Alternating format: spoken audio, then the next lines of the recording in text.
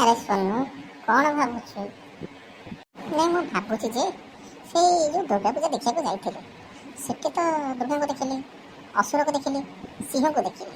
ସମସ୍ତେ କହନ୍ତି ସବୁଆଡ଼େ ଭଗବାନ ଅଛନ୍ତି, ଦୁର୍ଗା ଠାକୁର ବି ତ ଭଗବାନ, ସେ ସବୁଆଡ଼େ ଅଛନ୍ତି।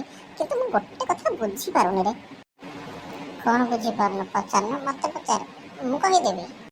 ତୁ ତ ଗଧଟା, ତୁ କୋଉଠୁ କହିବୁ? ତୁ କ'ଣ ମୋଠୁ ବେଶୀ ଚାଲାକ? ମୂର୍ଖ କୋଉଠିକାର। ହଉ ହେଲା, ମୁଁ ଗଧ ଆଉ ମୂର୍ଖ। ଥରେ କହ ତ, କ'ଣ ତୋ ମନରେ ପ୍ରଶ୍ନଟା ଅଛି, ମୁଁ ଶୁଣିଥାଏ ହେଲେ। ନାଇଁ, ମୋ ପ୍ରଶ୍ନ ହେଲା, ଦୁର୍ଗା ତ ମହିଷାସୁରକୁ ମାରିଲେ, ଲୋକମାନେ ତାପରେ ତାକୁ ପାଣିରେ ବୁଡ଼େଇକି ମାରିଲେ। ସିଏ ମଲା ମହିଷାସୁର ତାପରେ ବର୍ଷକୁ କେମିତି ବଞ୍ଚୁଛି ଯେ ଦୁର୍ଗା ତାକୁ ମାରିଦେଉଛନ୍ତି ଆଉଥରେ?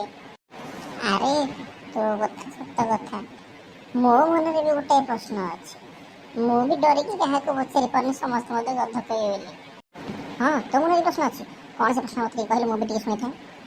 ନାଇଁ, ଏଇ ଯେଉଁ ଦୁର୍ଗା ସିଂହ ଉପରେ ଠିଆ ହେଇକି ମହିଷାସୁରକୁ ମାରୁଛନ୍ତି, ସେଇ ଗୋଟେ କଥା ମୁଁ ଭାବୁଛି। ଦୁର୍ଗା ଯେଉଁ 3-4 ଦିନ ସିଂହ ଉପରେ ଠିଆ ହେଇକି ତାକୁ ମାରୁଛନ୍ତି, ସେ ଦୁର୍ଗା ଏତେ ଓଜନର ଲୋକ, ସେ ସିଂହର ଅଣ୍ଟା ଆଉ ସେ ଅସୁରର କାନ୍ଧ ବିନ୍ଧା କେମିତି ହଉନି?